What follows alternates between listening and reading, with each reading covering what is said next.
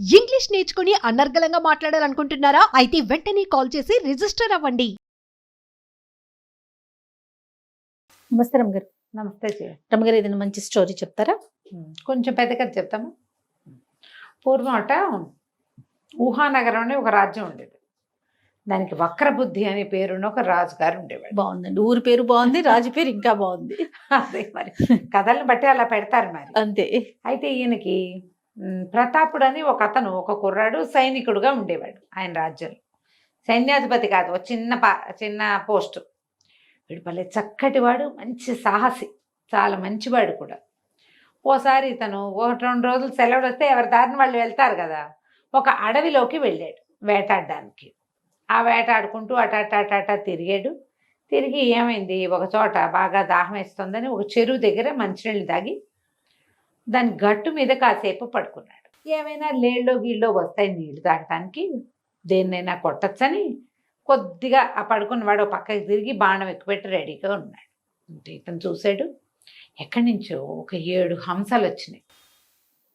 బాగున్నాయో, కొడితే కొట్టచ్చు, కానీ ఇతను ఇంత చక్కగా ఉన్నాయి, వీటిని ఎందుకు కొట్టడం, అనవసరంగా మనకేం తిండికే దీనికే ఏమీ లేదని వాటికి వేసి చూస్తున్నాడు. ఆ హంసలు ఎక్కడి నుంచో దిగినాయి, గట్టు మీదకి నడుచుకుంటూ వచ్చినాయి.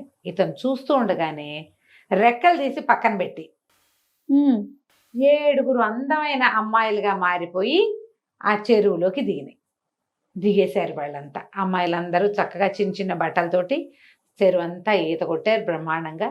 ఈ అబ్బాయి చూస్తున్నాడు, చూసి ఏం చేశాడు, వాళ్ళు ఇక్కడ మైమరిచిపోయినారు. చల్లగా ఈ పక్క నుంచి ఆ పక్కకి దెక్కుంటూ వెళ్ళి ఆ రెక్కల్లో నుంచి ఒక జత రెక్కలు తీసి దాచిపెట్టుకున్నాడు. చీకటి పడిపోయి పడంగానే ఈ హంసలన్నీ బయటకు వచ్చినాయి. అమ్మాయిలందరూ బయటకు వచ్చి ఎవరి రెక్కలు వాళ్ళు తొడుక్కుని హంసల్లాగా మారిపోయారు. ఒక అమ్మాయి రెక్కలు దొరకలే. ఆ అమ్మాయి అటు ఇటు వెతుక్కుంటుంటే వాళ్ళందరూ ఏమన్నారు, నీ రెక్కలు వెతుక్కుని వచ్చి సమయం అయిపోయింది, చీకటి పడితే ఒప్పుకోరు, దారులు మూతపడిపోతాయని 6 హంసలు ఎగిరిపోయినాయి. ఈ పిల్ల ఇక్కడే నుంచి ఉండిపోయింది. అయ్యో.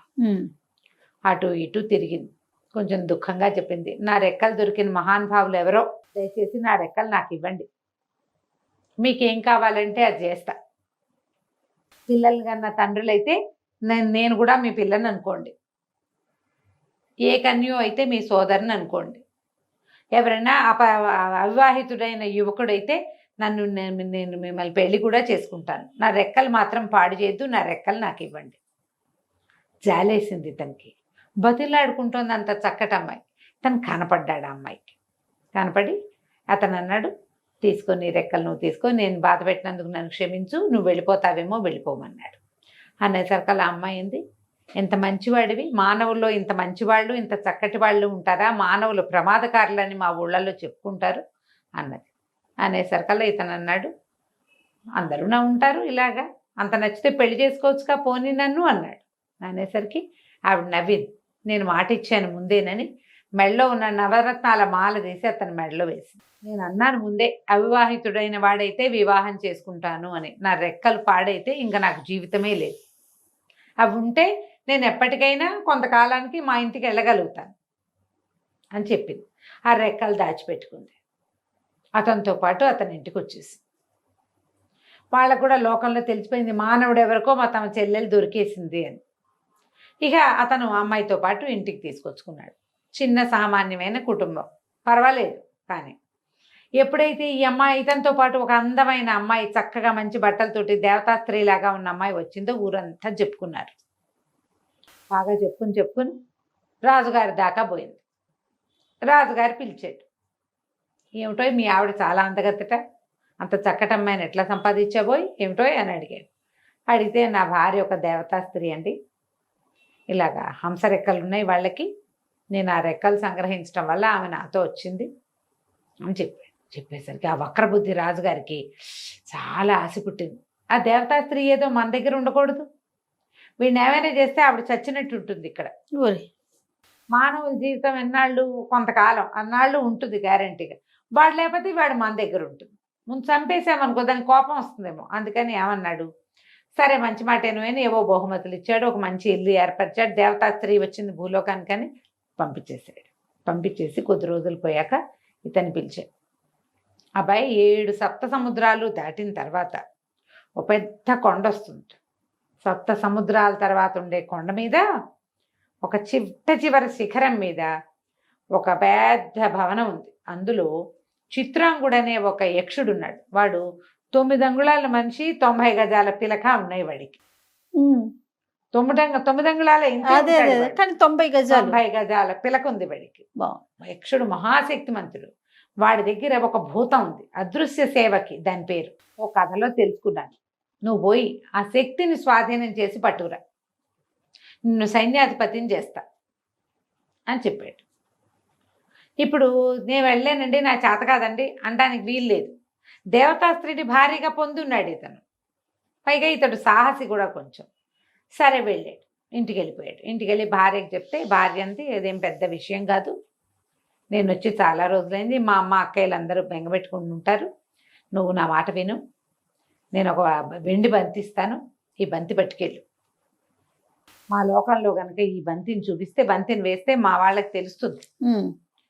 నీ మెడలో ఉన్న వస్తువుని బట్టి నవగ్రహాల నవరత్నాల మాల ఉంది కదా, మాలను బట్టి వాళ్ళు నిన్ను గుర్తుపడతారు. మా అమ్మ దీనికి ఏమైనా సహాయం చేస్తుంది నీకు అని చెప్పింది. వీళ్ళు ఒక రకమైన దేవత జాతులు వాళ్ళు.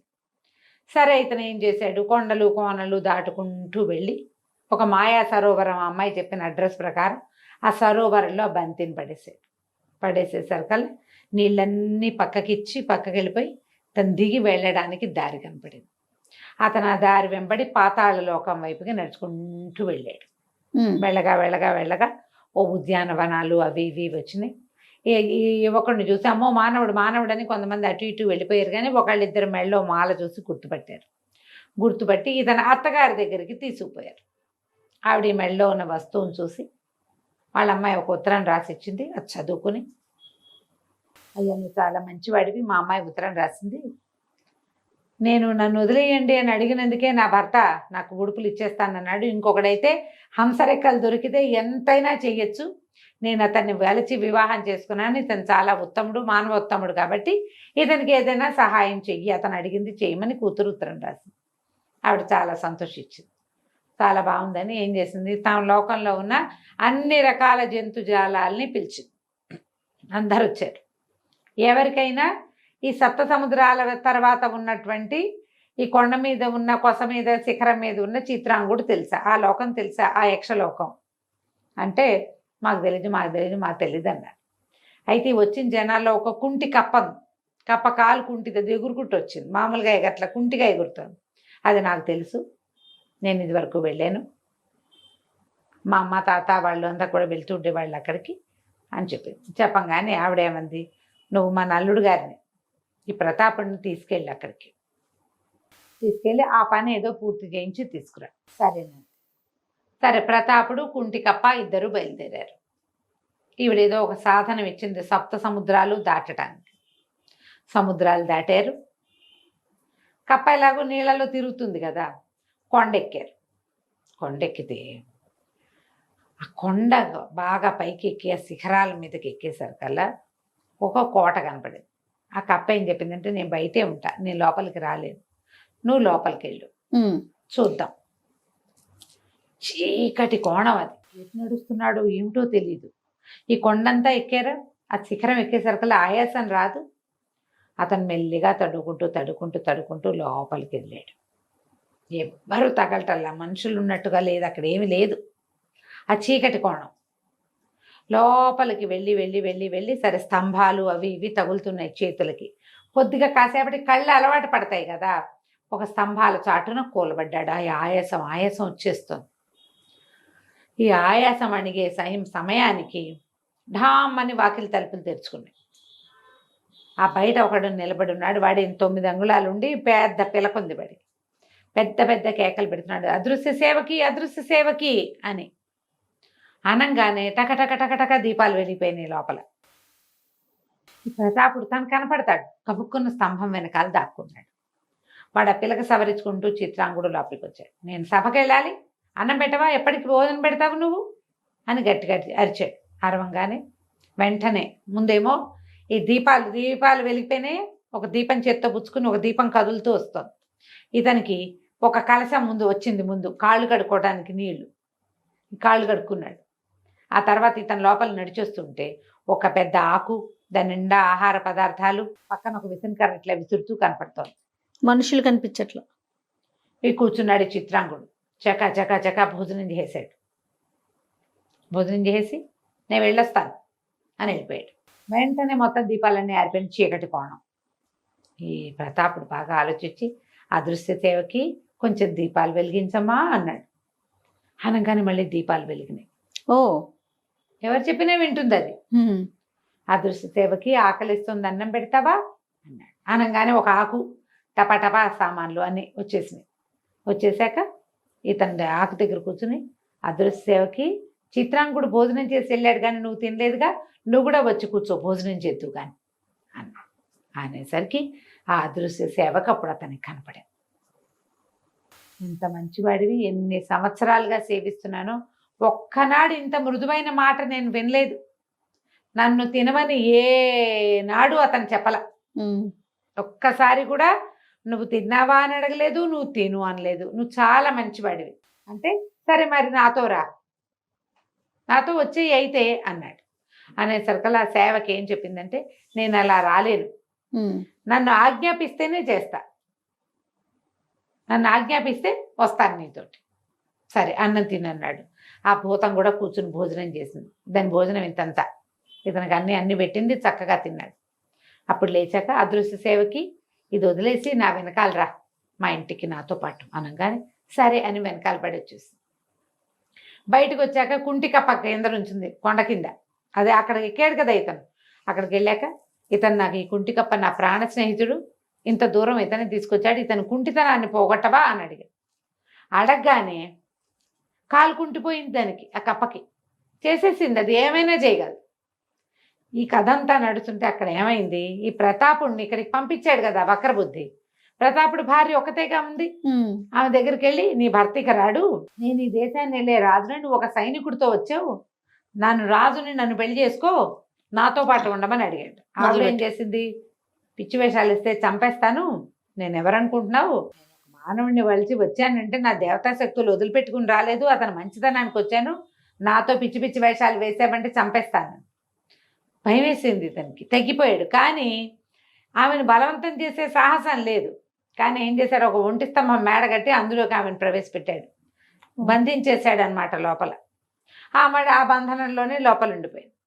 ఇప్పుడు ఇతను ఏం చేశాడు, ప్రతాపుడు ఈ కుంటి కప్పని తీసుకుని ఈ అదృశ్య సేవకుని వెంట పెట్టుకుని మా అత్తగారింటికి తీసుకెళ్ళి అన్నాడు. ముందు ఆ కప్పని తీసుకెళ్ళి అక్కడ దిగవిడిచి అత్తగారికి చాలా థ్యాంక్స్ చెప్పాడు. ఇలా ఇలా జరిగిందంటే ఆవిడ చెప్పింది, అవును ఆయన నీ మంచితనమే నీకు శ్రీరామ రక్ష, నువ్వు మంచివాడు అవటం వల్లే మా అమ్మాయి నిన్ను పెళ్లి చేసుకుంది, నువ్వు మంచివాడు అవటం వల్లే ఈ అదృశ్య సేవకి నీతో పాటు వచ్చింది, ఈమెను తీసుకుని వెళ్ళు అని చెప్పి ఈయన ప్రతాపుడు ఏం చేశాడు, ఈ అదృశ్య సేవక భూతాన్ని వెంబడబెట్టుకుని సొంత ఊరికి వెళ్ళిపోయాడు. ఊళ్ళో ఇంట్లో చూస్తే భార్య లేదు. ఇతను రాజుగారి దగ్గరికి వెళ్ళాడు. వెళ్ళేసరికల్లా రాజు ఆశ్చర్యపడి వీడు వస్తాడని ఊహించలేదు. మరి ఇతను చూసేసరికల్లా అతను హడిలిపోయి నేను నీ భార్యని సొంతం చేసుకోవడం కోసం నేను పంపించాను, నువ్వు ఇప్పుడు సైన్యాధిపతి అవ్వాలంటే నువ్వు అమ్మాయి నాకు స్వాధీనం చేయమనేసరికల్లా అతను గట్టిగా ఒప్పుకోలేదు. ఈ లోపల అదృశ్య సేవకి ఏం చేస్తుంది, జనం అంతా ఇతని మీదకి వచ్చారు. రాజుగారు ఇతను బంధించమంటున్నాడు. అందరినీ లైన్లో పెట్టింది. రాజును తీసుకెళ్ళి ఒక పెద్ద బురదగుంటుంటే అందులో కుక్కేసింది. ఈ మంత్రులు వాళ్ళు నిర్ఘాంతపోయారు, ఏమిటయ్యా ఇదేం జరుగుతోందన్న. అయితే ప్రతాపుడు చెప్పాడు, ఈయన ఒక అదృశ్య సేవకి భూతాన్ని తెమ్మన్నాడు, నేను ఆ భూతాన్ని వెంబడి పెట్టుకొచ్చాను, నా భార్యని చేయడం కోసం చేశాడు ఇంత పని, ఆమెను మానవరాలుగా ఎంచకూడదు, ఆమె దేవతా స్త్రీ అని ముందే చెప్పాను, ఆమె సహాయంతో ఈ భూతాన్ని పట్టుకొచ్చుకున్నాను నేను అనేసరికి మంత్రులు ముగ్గురు అన్నారు, బాబు ఎందుకు వచ్చింది, రాజుగారిని ఎటాగో బురదలో కుక్కేసింది మీ భూతం, హాయిగా నువ్వే రాజు బాబు, నీకు ఇంత సాహసివి, రాజ్యానికి కావాల్సింది ఏదైనా నువ్వు చేయగలవు, నువ్వే రాజ్యాన్ని తీసుకోమన్నారు. ఇక మిగిలిన వాళ్ళకి ఎవరికి మాట్లాడడానికి కూడా ఏం లేదు. సరే ఇతను ఏం చేశాడు, నా భార్య ఎక్కడుందంటే ఆవిడ ఎక్కడో పైన పెట్టారు, ఆవిడని విడిపించుకుని తెచ్చుకున్నాడు. ఇతను ఎప్పటికీ రాజ్యానికి రాజుగానే ఉన్నాడు. అతనికి ఏదైనా అవసరమైతే శత్రువులు లేరు, ఏం లేరు. ఎందుకంటే ఈ అదృశ్య సేవకుంది 1000 మంది వచ్చినా వాళ్ళందరినీ మడతపెట్టి బురదలో కుక్కేయగలదు అది. కానీ అతనితో పాటే ఉంటూ చాలా సంవత్సరాల పాటు ఆ రాజ్యానికి రాజుగా ప్రతాపుడు, అతని భార్య రాణిగా ఉండి ఆ రాజ్యాన్ని పాలించుకుంటూ ఉన్నారు. కథ కంచికి మనం ఇంటికి. బాగుంది, మనకు కూడా దొరికితే బాగుండు కదా. చాలా బాగుంటాం గారు. నమస్తే అండి. నమస్తే.